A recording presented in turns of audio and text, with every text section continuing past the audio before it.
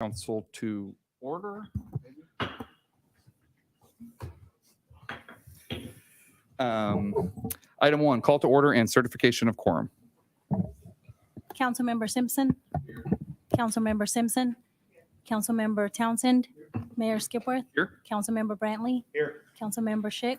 Here. Councilmember Linton. Here. We have a quorum. Thank you. Move on to item 2, the invocation. Councilman Simpson, would you please lead us?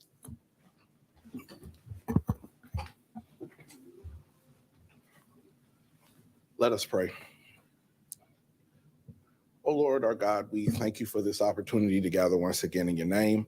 We thank you for every good and perfect gift that comes from above. We thank you for this opportunity to meet. We ask a blessing upon the citizens of this city, the county, the state, the nation, the elected officials, the staff, those who are tuning in online as well. Keep us all under your protecting care and allow this to be an effective and efficient meeting. In Christ's name we pray. Amen. Amen. Please join me for the pledges. First, the United States flag. I pledge allegiance to the flag of the United States of America and to the republic for which it stands, one nation, under God, indivisible, with liberty and justice for all. Now the Texas pledge. Honor the Texas flag. I pledge allegiance to thee, Texas, one state, under God, one and indivisible. Thank you. Move on to item 4, announcements and presentations. Announcements concerning items of community interest. No action will be taken or discussed. Council member comments regarding items of community interest in accordance with Texas Government Code Section 551.0415. Item 4A, council comments. We'll begin this evening with Councilman Simpson. Thank you, Mayor. City council, staff, citizens, welcome. Glad to be here. Since the last meeting, I attended the regular board meeting of the Houston-Galveston Area Council. Some of the hot topics were HB 2127, I believe, which is called the Death Star bill. Several cities have decided to file lawsuits against the state against it, and other cities would like to file friend of the court briefs along with it because they believe that it is overreaching. We've been working on the transportation plan, which Dickinson is supposed to get some funding out of that. According to the scoring, we ranked somewhere between, I think, 12 and 13. Cautiously optimistic about that funding. It's now in the federal government's hand, and they have to do their work. But I would like to see that funding come to Dickinson. Absolutely. That's all I have right now, Mayor. All right, thank you. And Councilwoman Simpson. All right, thank you, Mayor. Thank you to everyone for joining us tonight. We appreciate your input in person and online. Thank you to the Dickinson Police Department for meeting with me and taking the time to ensure that we have a successful Rotary Christmas Parade. We spoke about traffic plans and closures, as well as different ways to communicate those closures to residents and businesses. The Rotary Club of Dickinson is proud to host the annual Christmas Parade on Thursday, December 7th. It will start at True Cross Catholic School and it will end at City Hall. Thank you to True Cross for your partnership on this. We hope that you'll join us as a participant in the parade or just a viewer. Dickinson ISD started school this week, and we welcomed 12,000 students onto our campuses. Thank you to everyone who was cautious of school zones today and yesterday. We really appreciate your patience and understanding as we get these kids safely to school. The Gators will play at home for the first home game on Friday at 7 p.m. at Sam Vitanza Stadium. Tickets are on sale now. Also want to let you know that Dickinson ISD Transportation Department and our Food Nutrition Services Department are both hiring. If you like kids, if you like positive environments, medical benefits, and an amazing schedule, I hope that you will check out dickinsonISD.org/jobs. Thank you, Mayor. Thank you. Councilman Townsend. Thank you for everybody that's out here tonight. That's it. Thank you. Councilman Brantley. Thanks for everybody that's here. Thanks for everybody that's attending online. I don't have any announcements this week other than recognizing staff. I'd like to recognize Harrison Nicholson and his staff with the Finance Department for the work that they continue to do on the 2023-24 budget. They're doing an excellent job putting it together for us, working really hard on trying to make sure that we have the best budget moving forward. So thank you very much to Harrison Nicholson and his staff. All right, thank you. Councilman Schick. Thank you to everybody that's here tonight. Appreciate it.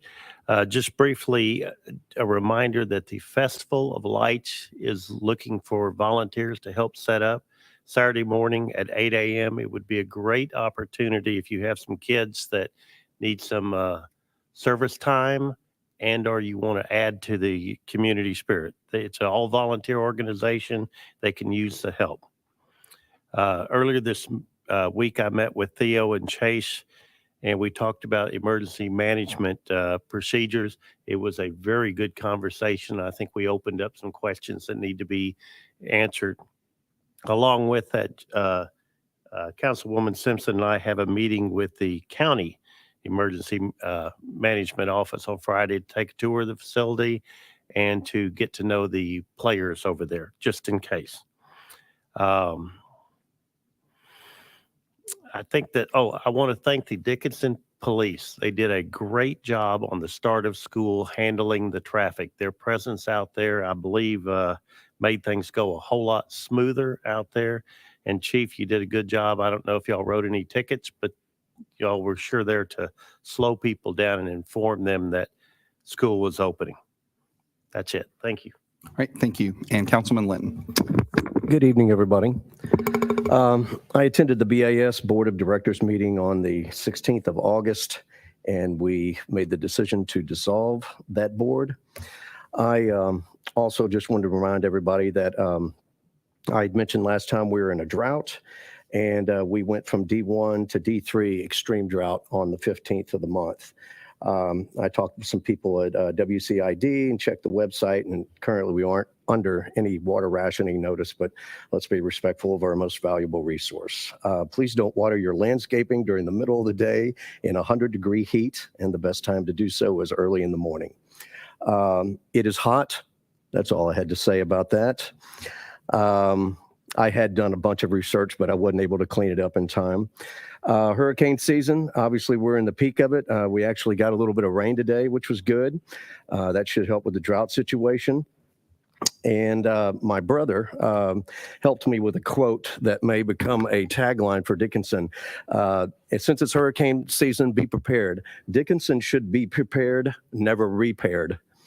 That goes out to my brother Empkin. Also, last thing is I contacted TxDOT about the southbound feeder road at I-45 and its intersection at 517. Asked for status on that project overall, as well as when the U-turn would be opened. I spoke with Becky Skono, the administrative assistant for the deputy district engineer, Varuna Singh. And I also left a message for the senior engineer of TxDOT Houston District, Eliza Paul, and they hopefully will be getting back with me soon. I timed it on Saturday and 2 weekdays over the last 3 weeks, and on average, it's taking approximately 7 to 8 minutes to make that left turn onto 517 East. Anyway, that's all I had. All right, thank you. We'll move on to item 4B, the city manager update. I'll turn it over to our city manager, Theo Milazzo. Keeping it relatively short and sweet this evening, I really wanted to just call attention to council is that what I have had our finance department put together for you is still a work in progress of both the Economic Development Corporation proposed budget. That was what was presented to the board itself, and what is currently kind of the work plan as we speak of the Dickinson Management District number 1. Still have a few holes in some of these. Some of these numbers will change, but just wanted to kind of give you a status update just so you have something to see as we're moving along, as we're all working together and showing that that cross collaboration across the different departments. So with that, I'm just going to go ahead and turn it back over to you, Mayor. All right, thank you. Move on to item 5, public comments. Members of the public are invited to give comments at this time, lasting not longer than 3 minutes. Comments may be general in nature or may address a specific agenda item and should be directed at the entire council and not individual members of council or staff. Any speaker making personal attacks using vulgar or profane language shall forfeit his or her remaining time and shall be seated. In compliance with the Texas Open Meetings Act, the city council may not deliberate. We have 3 people signed up this evening. The first one is Patricia Bumpus. Good to see you again. I haven't seen you in a while. Please give us your name and your address. Patricia Bumpus. I live at 97 Avenue J in Dickinson. And I go by Pat, but I address. The emergency medical procedures for the state, for the city. On Thursday, July 27th, my husband tripped in our driveway and fell at approximately 2 o'clock in the afternoon. It was 98 degrees, the concrete was extremely hot. I was not at home. When I arrived at home, shortly after 2 o'clock, the first thing I did was to call 911. And the operator said, "What is your emergency?" And I told her that he had fallen. And she said, "And what is your address?" And I said, 97 Avenue J. And she said, "That's not in Dickinson, that's in Texas City, and you'll have to call Texas City." I got a little huffy with her, and I said, "I lived here 12 years, and I think I know where I live." And she said, "Oh, yes, okay, I see that. Okay, we'll send somebody out." By the way, I wanted to start this by saying, remember the number 4. At 2:30, I called at 10 after 2. At 2:30, 20 minutes later, nothing had happened. So I called again. And I got a different operator, and she said, "Well, they're on their way." I said, "Well, good, that's a relief." And I waited another 20 minutes. My husband is shocky. I had a cold towel, wet towel on him, and I had a skinny little umbrella over his head. He was not in good shape. But 20 minutes after that, I finally called again, and I was not very nice. And I said, "Where the hell are they?" And just then, they came driving down the road and into our circle. You know, 40 minutes is a long time. And I have to say, if he had had a stroke, if he had had a heart attack, if he had a bad bleed, he could have died before they got him. Now, I understand that, the emergency medical service should be able to handle that sort of emergency. But why did it take 40 minutes? So I asked you that, and I want to say, I understand staffing problems, and I understand how difficult it is, but it should never take that long. I don't care whether he fell down, or whether he had a heart attack, or whether he was bleeding, but that's not acceptable. And God forbid that someone should die waiting for an EMS to arrive and file suit against the city for not providing appropriate care. I'm lucky he lived. He's doing well, but it could easily have been something else. And I really want you to think about what it would take to staff a consistent, responsive EMS service so that nobody has to do that again and nobody dies waiting.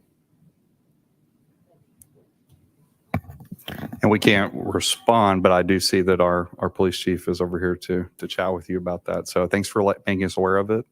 And thank you. I'm glad that your husband is all right. Next up is Sue Emmett.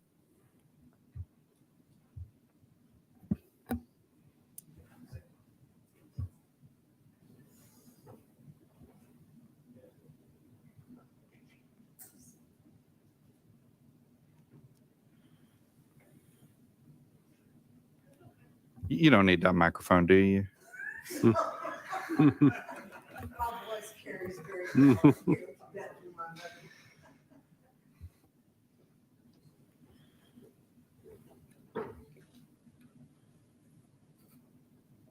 Okay, Nina, we'll just carry on. She'll speak very loud. All right.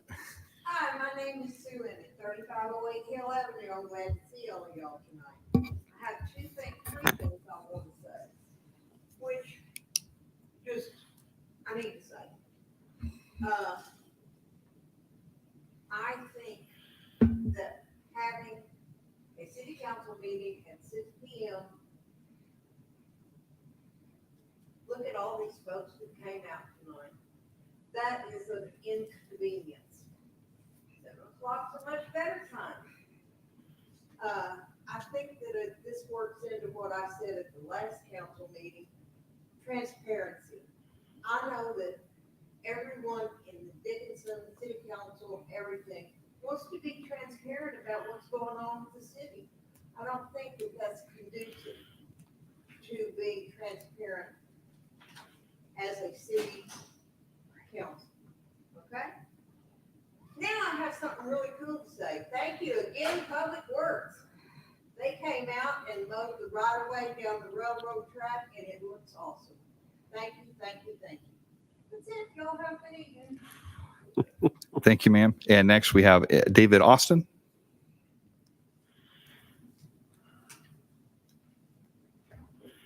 Good evening. My name is David Holmes, and I live at 2806 Frostwood Circle here in Dickinson. I've lived here since 1977. And so when I moved here, it was a village. I don't think any of you remember that. It wasn't incorporated. So I've been around a while, but I'm not here to complain. In fact, I'm going to congratulate all of y'all for winning your election, even though I didn't vote for something. But I'm still for you, okay? I support Dickinson, and I'm here tonight to compliment, give you a compliment. Your assistant city manager, Chase, when we had a storm here a couple of months ago, I have a deer plant, an overlay. She had about 4 trees that were blown down in her yard. She was an elderly lady, she didn't have funds, she had no insurance. So I was checking out and I talked to him to see if the city could help him. And I was totally surprised. Within the week, he had people out there helping. And I appreciate that. So I want to congratulate you on that. And I'm also excited about our new police chief. Yes, compliment you on that. I was a good friend of Ron, he left. So I was hoping we'd get good. And I believe we did. He's a man of experience. And he and I had a good conversation. So I'm glad that he's here. I do have one question though, if anybody can help me. Does anybody know when this stage is going to start working on the overpass 45 and 570? I was only asked that 3 times this weekend at social events. Yeah. I don't know that we know that. Well, I'm trying to find out because I tell you what, they're working on everything else, but that's a mess. I don't know, I mean, you try to get through that intersection. Sometimes I wait through 2 or 3 lines. So I get, it's part of the area. I've been through this, in 77, I've seen them work on that. This is the 3rd time. I don't know why they don't build 4 lanes the first time. But anyway, that's the state. I know they don't have the funds to do it. But tonight I'm here to compliment you. He's a good man and I appreciate all. Thank you very much. Good night. All right, thank you, sir. All right, our next item 6, we only have one item on the consent agenda and we do need to pull it this evening. So I'll go ahead and read it out. Item 6A, consideration and possible action on approving the minutes of the city council meeting of August 8th, 2023. I move to approve with changes. All right, there's a motion to approve with Second. changes that I'm sure you'll illustrate here in a moment, and a second by Councilman Simpson. So discussion. So go I was ahead. trying to get to my notes. Item 8C, should be reflected as 7 aye votes. And it also should be listed the individual members as that was a roll call vote. That was the tax rate, I believe. What else you got? That's it. That's it. Any other corrections we need to make? That's all I saw. All right, so all those in favor of approving the consent agenda with the correction to, what was item 7C, was that it? Item 8C, excuse me, with the correction to item 8C, indicate by saying aye. Aye. Opposed? Motion carries. Move on to item 7, action items for consideration. Item 7A, resolution, consideration and possible action to approve a resolution of the City Council of the City of Dickinson, Texas, approving an expenditure of funds by the Dickinson Economic Development Corporation for the professional architectural services of Hoffer Move Welker. to approve. There's a motion approved by Councilman Simpson. Is there a second? Second by Councilwoman Simpson. Discussion. All right, so to kind of just start you off on this little journey on this item, what had happened was right as we were getting ready to go to ICSC, a vote was taken by the EDC to approve working with Hoffer Welker. The issue with that was that we had one board member who was, we found out kind of after the vote was taken and as we were about to head to ICSC, that person lived 2 houses away from the city limits. Close, but no cigar. And so what we're doing here is really trying to get this kind of re-put back up. EDC had to reapprove it again. And now we've brought it to council. Now that we have an actual full quorum of the council with all eligible members that have voted on it. So, All right, any discussion? Councilman, Am I right, this is $93,000 or more? so what it is yes, total. So what this was architectural designs for multiple locations around the city that were used as kind of props for the ICSC conference to kind of show concepts of like what rebuilding, what redevelopment could look like, use it as a conversation starter, and to talk about the different elements that were that the city of Dickinson was looking at designing in targeted areas. Like I said, this would have come before council before now, but we had to get the vote of, eligible board members to approve the contract. So, so now we have those eligible. Now it's coming back to council for just a final memorialization. Councilman Brantley, you had a Yeah, I have a question, and I apologize. I ran late today, or I would have addressed this with you and Cortland before, so we may have to ask Cortland a question if that's all right with you. I was reviewing these today, Cortland, because we have the actual invoices, and there's 5 service orders. The first service order being a not to exceed amount of 50,000, and then the subsequent service orders have a not to exceed amount unless there's approval from you, and each one of those exceeds that amount. And I just want to make sure that you had given approval. It does have to do with the renderings that were done by the subcontractor, but I just want to make sure that you had justification of that approval before we approve the amounts. I'm going to have to preface this a little bit. The work that was done was very, very, as you can see, compressed. So the subcontractor, that bill is broken up into different tasks. So he spread out the overall work that one person did into multiple tasks. So for him to complete the entire task of each one, this was required. So yes, I have to. And you did, but you Yes. approved that? Yes. I have Okay, to. all right. But I want to explain how it was spread out. That's all I got. okay. Other comments or Yeah, questions? just so I'm clear, this is for renderings that were used at ICSC. Yes, So they've already performed the work. correct. Okay. Yeah, this would have come before council before, but we had to get a vote of the board of eligible board members. What happened was we had one member who had voted on it that was not an eligible member. That meeting had 4 people. So with that one ineligible made it to where they didn't have a voting majority because there were only 3 of the 7 that were eligible to make that vote. So that we had to come back and redo that vote before it could come back to the council. Any other questions or comments? Hearing none, we'll take this to a vote. All those in favor say aye. Aye. Opposed? With Councilman Townsend voting no.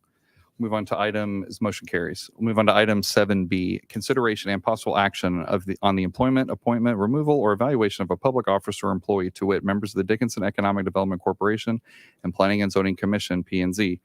Now, before we do this motion, be aware everyone on the EDC is actually, the term has all expired. So in addition to these members, if it is the pleasure of council, we would need to reappoint those people as well. So if somebody would like to make a motion with those nominations. I so move. Okay, so let me tell you what you would be nominating in that case. So for EDC, you would be nominating the people listed for voting members: Israel Garcia, Clinton Williams, and then for alternate members, Corey and Patrick, and then it would be Councilman Brantley, myself, Matt Sabatier, Colin Coker, and Walter Wilson. Yeah. You're so moved. Yeah, All right. still moving. Okay, is there a second?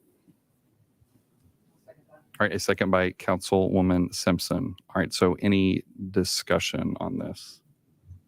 Yes, I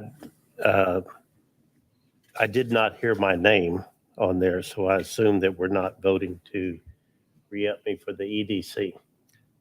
It was not moved forward. I know you had indicated that you were not running, you were not going to serve on it when you were elected, but I said that when we selected new members, or we had a chance to evaluate the members, that I would resign from the EDC. As far as I know, there's only been 3 people that have looked at these applications, studied them, and the rest of the council has not had an opportunity to interview these people. I recall the last time we did this, Mayor, you are the one that insisted that we have in-person interviews. I don't actually see these people in the audience tonight. Are we sure that they will be willing to serve? I'd like to table this so that all of the members of the council have an opportunity to interview these people and make an informed decision about one of the most important boards we have in Dickinson. well, let me correct you. So we did interview the people according to a policy that council adopted to create a committee that would do the interviews. Council receives all the applications that they come in. So everyone has the opportunity to look over it. Everyone is provided with these names. Those applications have contact information. Anyone on council is welcome to contact those people when those applications come up. So we did interview the people. We did available. And it's up to each council member if they want to interview them further to take that initiative. Well, and I think there's several council members that would like to interview them. The first I had heard that we were going to do this is when the agenda came out. I don't know if all the council members were informed. Well, that would not be something that I would go and tell all the council members about, because we can't all deliberate outside the meetings about who everybody wants. Mhm. I mean, we set agendas, we follow the policy. I mean, I don't. And what is the official policy for board members? We have a policy that we adopted about this entire process. Councilman Brantley had worked on it with Theo. We put it together. We used it. Okay. Is that written down somewhere? It is an ordinance adopted by city council. And who And selects? I'm just going to note, I mean, you attend all of the meetings, Bill, so you were there when we adopted it. So I'm just confused as to where this is coming Well, from. I'm confused because you were the one that put up the biggest stink about these board members, that you wanted an opportunity for everybody to interview them. And everyone has an opportunity to interview them. You knew who they were. Did you try to call any of them? I didn't know that we were. When the Appointing members. agenda was coming out on Friday and you received it, and the applications that we all get when they come in, did you call these people? I had a list of Don't know. I had a please don't interrupt me. I try not to interrupt you. The list that I got did not include these two names on there. I did Which not. names? The list that I got from Theo did not include these two members, Which members? Israel Garcia and Clinton Williams. Did you ask him for the information? We could have given it to you, or did you wait till this meeting to do this? As soon as I was informed on this thing, is that I really think this is a very important board. It is. And it requires people to attend all of the meetings. Right now, we have a board meeting that y'all just nominated a member again who has not made a single meeting since the ICS show. And we've met the way one I read- time. What? So we've missed one meeting since May. No, that's not true. He's actually missed 3 meetings in a row. He did. Did we meet in June?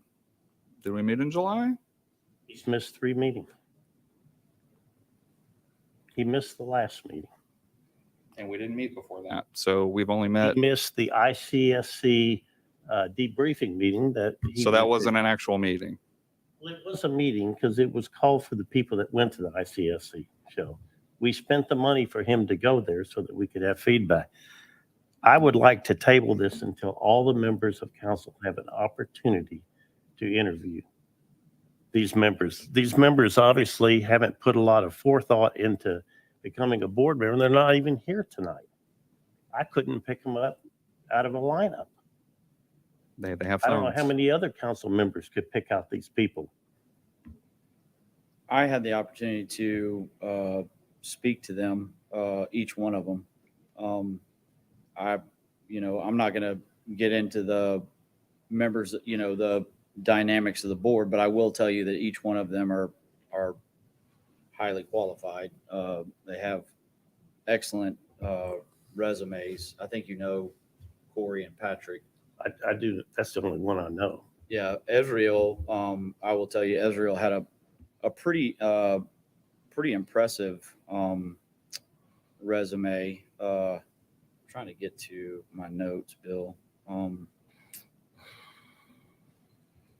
If I'm not mistaken, he's the gentleman that has a long track record with numerous chambers of commerce because he works in public information. And so he's worked, basically been working with several, I'd say about 7 chambers just because his job requires him in the role with the Community Health Network to be the person that shows up to all of those and has served as chairman of one of the boards and officer in a couple of others, if I'm not mistaken. I think that's one of the things that you're bringing up there. So. He might be a wonderful individual, but I think I'd like an opportunity to talk to him. And you could have called them at any point and gotten that information if you didn't have it. Well, If you meet with the city manager every Monday, pretty much. Did you bring any of this up in that meeting? Mayor, if I recall correctly, this ordinance was adopted in order to kind of streamline the process. As even one of the candidates being interviewed before said, until we had this process in place, getting on these boards was essentially a popularity contest. Yes, he did. And he was happy that we were interviewing them. Another reason, if I recall correctly, why we went to subcommittees to interview them is because interviewing potential board members in front of an open council meeting seemed to be a bit embarrassing and putting some of them off. But I do recall we adopted this process almost 2 administrations ago, if I remember correctly. If not at least one. I think it was last year. Yeah, so we adopted this before and had been using it up until now. And I remember that, but I never received a notice about interviewing these people or their names. I looked through my email. I can't find any. The committee that was appointed at the time of the ordinance was for it to be Mayor Skip Worth, Johnny Simpson, and Jesse Brantley. Okay. I mean, we can't do interviews with a quorum, so. But I just want to be clear, but it was in your packet. We do have applications that come in. We all get a notice when an application comes in to our email. Okay. Well, I can't find it, so I'll look further, but, It was in a separate email. I've looked through all of them. So I'll double check. Now, Anna, I- you sent us a separate one as well, correct? Okay. I'll double check. I have two questions when you're through. Yeah, go. So the motion is for Brantley, Wilson, Skipworth, Garcia, Williams, Sabatier, and who's the seventh one? No, it was Williams for the voting. Yes. Brantley, Wilson, Skipworth, Garcia, Williams, Sabatier is 6, Wonder 7, And Coker. Coker. All right. My second question is, you have alternate members for Magdalene and Spies, if I'm saying it right? Spees, yeah. Spies. So I've looked through as much of the law as I can find. It doesn't show where it says that there are 7 members on the 4B board, but it doesn't say anywhere in the law about alternates. Is this something new? Just to answer that real quick. So one of the things that was part of the board appointment policy was for the city to kind of begin having alternate members so that what they can do is kind of watch the meetings, kind of be a part of it, learn about what it takes to be a board member. And so the goal would be long-term is that you'd have kind of a minor league, if you will, so that as people roll off of board, you have someone who's kind of already been there. You're not having to onboard them. One of the things that we want to do is get in front of the EDC board is to really what we need to do is we need to have the bylaws. Really, it doesn't matter too much because they're not voting as of today. That's the big thing. Like someone can be an alternate. You can name anybody an ex officio or an alternate because they don't have voting power. But we do want to make sure that the bylaws reflect that we do have alternates that will be recognized through not just the board policy in these minutes, but also this vote, but also that they would be a part of the EDC bylaws. So to your point, yes, they're not in the EDC bylaws today, but as of right now, they have no voting power. They'd almost be basically what we call an ex officio status, meaning they really hold no power. But they would be invited to be at the meetings, could go into executive session only if the board invited them in. So that's why there's not really a legal quagmire there, but we do need to address that in the EDC bylaws. So they don't even, if one of the 7 are missing, I'm gonna pick on Walter because I can see him. Walter's not there. They don't step in and vote in his place. Not at this time, not until we change the bylaws. And then that would have to be a decision of both the EDC and the city council to say that that's even a qualification or a power we would want them to We couldn't have. do that anyway. It's not in the state law to allow that. Well, I mean, I don't know what thoughts. Give it to me. So I think you're actually kind of right on that. I mean, it'd be theoretically you could do that if we adjusted the bylaws, because ultimately the EDC board, just like you're doing here, the council has authority to place any person on the EDC board and replace the board at will. There's no permanent status for anybody. So if Dickinson wanted to add like this alternate status to members, theoretically you could say that's if you granted that authority in the bylaws, then you'd be saying that essentially you're like reseating the board when these alternate members take places. I mean, it'd be a little convoluted, but theoretically you could do it. Right now, there's no issue because there's no such thing as alternate members under the law. So this is something that you created, and they're essentially doing exactly what Theo's saying is they're participating by viewing no voting power and only granted authority as the board grants it to it for executive session or the council. So. Yeah. So to answer that question, is that really we really would need to flesh out where, number one, do y'all even want them to have that voting status or the ability to step in, as you're saying? That's not a conversation I've had with the board or council. But if we did, there are some legal questions. But right now, this is just literally saying these are kind of ex officios that are going to come and learn and grow in the deal. And by the way, I found the email. My apologies to council and Anna. So I received it on the 18th. Just totally missed it. My apologies. All right. And I apologize, Bill, but it was my understanding that you were stepping down, which is kind of how we arrive at this point. So, Well, I said I would step down when we selected qualified candidates, but I wanted to be in that process. I've been on the EDC longer than anybody else on the board right now. Put my life and blood into this thing. And I would think you would want a sitting president to be part of the process.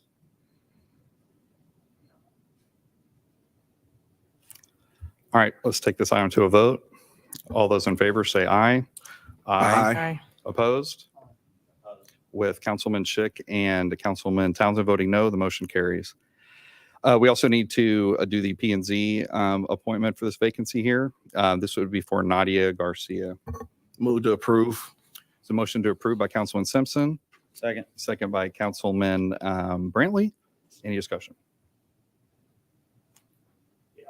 Councilman Schick. Once again, I think the councils should have the right or the opportunity to interview these people to make sure they're qualified and that they will be attending the meetings.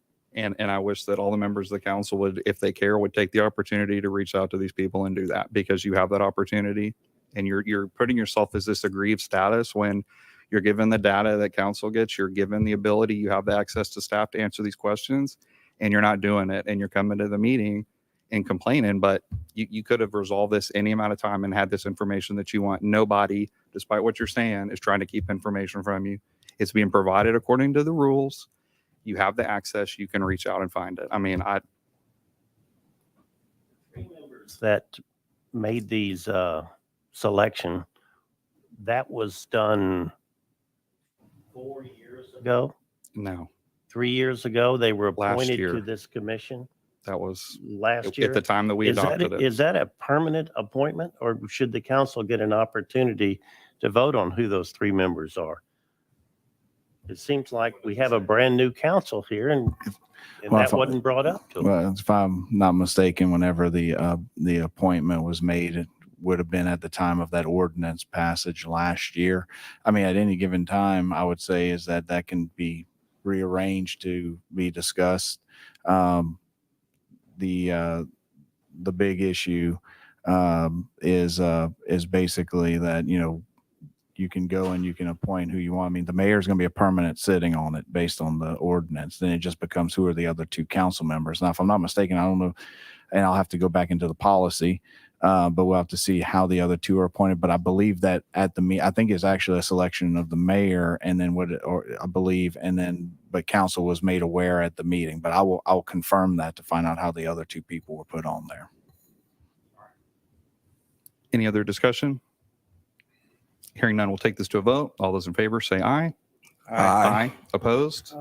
No. With Councilman Schick and Townsend voting no, motion carries. Move on to item 8, executive session. What about 7C? Oh, I'm sorry. Item 7C, discussion concerning possible annexations of Moore's Edition. This is not an action item, but I'll turn it over to our city manager. Mayor, council, I just wanted to kind of go over with you guys a couple of things. One is, Mayor had a chance to along with a couple of council members, sit in a town hall just to kind of get some feedback from the community, just generally about some things, just to kind of see before we maybe had a full council meeting where we would like be bringing people in, a full formal public hearing, if you will, almost to have people talk about it, try to understand what would be the pros and the cons of an annexation of the area, historically known as Moore's Edition, that's outside of the city limits. In that conversation, got a lot of feedback, especially on, public safety, response times, how much of it's already kind of being done by the city versus what would need to be added. Also had an opportunity to kind of sit and converse with, I think we probably ended up with, easily 75 people in the room. I think so just so council knows kind of what the process would be, is council would have to pass a resolution. We'd have a map exhibit. There are a couple of ways to do annexation in the what I would consider the easiest route. Working with Justin is working on how to keep this in segments of under 200 registered vote, or population of 200 actually. And so it looks like the best way to do it would be to break that up into 3 separate annexations. What that allows is a petition drive to begin within Moore's Edition. But understand, it starts with a resolution. There are like multiple public hearings. And it also has to be a passage and an acceptance of that petition once it meets that petition drive. So we have not even started day zero, as I would call it. We haven't even started the clock yet. But I did want to kind of let you know there's a resolution at the beginning, public hearings at designated times, a petition drive, and a submission of the petition for the council to either approve or deny. With that, Mayor, I was going to turn it back over to you. It was kind of your show, so I'll go ahead. But I just want to kind of go over some nuts and bolts. I mean, kind of the only, really the only thing here, because it's not an action item, is just to sort of get a sense of the room. If we would, as a council, like Theo to put something together, maybe for like about a month from now, to actually take that formal action to allow the petitions to come in. So, is that? Meeting, Mayor, I was there, and it seemed that the residents, when we talked to them, we addressed all the different questions that they had about, response times and what are the services that would be available to them versus what services are currently available to them. And all of them, I wouldn't say every single person, but it seemed like we had really positive feedback. People seemed that they were willing and actually desiring to be part of the city. And I know that that's not something that I would want to move forward on if it was an overwhelming no or a negative response. And it seemed to be something pretty much positive, and everybody I spoke to seemed pretty excited to join City of Dickinson. I'd say, I guess, and I don't know, Councilwoman Simpson, if you got this, or other council members that were present, but the general consensus amongst, I would say, even those that were, say, hesitant or skeptical, was I guess the historical splitting of the neighborhood, was brought up quite a bit. And so a lot of the talk was about like reuniting the community. At least that's what I heard in kind of that, I guess, broad, town hall. And I don't know what was said individually in meetings, but, or one-on-ones with residents, but that was kind of a general consensus was, that, it would be nice to have the community, brought back together again. Yeah, I would agree. I mean, you're not going to get universal agreement on something like that, but there definitely seemed to be a sense of people that did want to, and I would say it's also worth exploring. So, and yeah, there's no action item here, but this is kind of one of these, speak if you have objection or whatnot. But I've spoken to 2 or 3, and it was unanimous in the 3 that I spoke to. Not many, but okay. Councilman Townsend. I got a couple questions. You bring up 200, 200, 200. Yes, sir. I know they've changed the law, but it used to be you could take in 10% of your area per year, or if you didn't do it for 10 years, you could take up to 30% one time. But you can only take 10, but you can take up 30. So Moore's addition from the city limits goes to Dietz direct. So from Highway 3 to Railroad Hill, and from Dietz to 20th or 18th Street, wherever League City is that more than 30%? So the rules to answer that question, we probably could have annexed that whole area in one fell swoop in the old rules. Unfortunately, over the last 3 sessions of the Texas legislature, each time they've severely debilitated the city's ability to do any type of annexation. So now it's really, and maybe I think it might be better for the city attorney to speak on it, but there's a reason why we kind of have this under 200, over 200. So some of the changes to the annexation law, I mean, everything you're saying is correct under the previous version of that law, but the most recent, I said would be a big amendment to it, was that in general, cities can't do unilateral annexations anymore. And that's where that 10% amount was, like you're limited on the unilateral annexation. However, you can do petition type annexations. The reason the 200 number is there is because there's 2 ways to do a petition annexation. One is with an election, one's without an election. So if you get an area that has less than 200, registered voters or property owners, and more than 50% of those people in that area petition the city for annexation, you can do that without an election. And it's essentially, it's not a contract, but that's essentially the kind of the format, is the city works with those property owners in that area to come in. And so that's what essentially would be here. And like Theo said, the way that process is lined out in the state's code is that you would, as a council, at some point, when it comes to a meeting, you'll have a resolution that will show your intent to annex. That starts a time frame of you have 7 days then for whatever that designated area is that has less than 200 people. You have to send out certified notice to everyone in that area of that intent to annex. And then the petition process goes for about, I may be getting it wrong, 90 days or 180 days. After that time, you receive that petition, you review the petition, and then after a series of public hearings, you can annex them through ordinance. But the idea, again, the difference between that and a unilateral annexation is that it's the city and the property owners working together for the annexation instead of the city coming in and directing the annexation.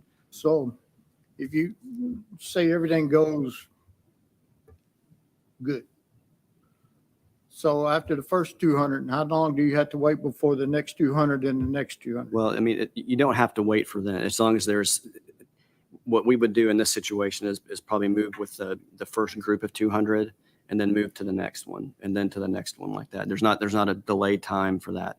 I think that we would do it in that kind of order. At least I would recommend that to the city, because you wouldn't want to try to look like we're actually annexing an area of 600 people or whatever it is outside. And if, again, that's if it all goes smooth. There could be any of those areas, there could be a potential for the petition not to get the signatures. If that happens, then the area cannot be annexed in that manner. I knew they changed the law, Right. but if you can go 30%, just do it and be done with it. That's my opinion. Just do it in one full swoop, be done with it, and it's over with. Yes, sir. If you have to play the So the If other you have to play the Austin game and take 200, 200, 200, Well, so be it. the other option would be that if we didn't do it as the petition route, then you can do it in an area of over 200. That requires an election to be held. And so then we'd have to, then it's more about timing on that particular kind of thing. So we have to coordinate that with our election schedule. And so it's just, and again, that'd be up to the council to choose if it looks like that's the way that the council wants to go. But here we can do it and work with the property owners to do a petition-based annexation. Okay, and I was just curious why we weren't looking at 30% like, because I knew they changed the laws, but I didn't know, I hadn't studied what all they've done to them like they had been in the past. I mean, it is part of the original, to me, it's part of the original Dickinson that I grew up in. Any other questions or comments on this? If not, I think you can pull something up for us. Okay. All right, we'll move on to item 8A, consultation with attorney, section 551.071, Texas Government Code. Discussion with attorney regarding contemplated / pending litigation and regarding matters protected by attorney-client privilege. We will convene into executive session at 6:53 p.m.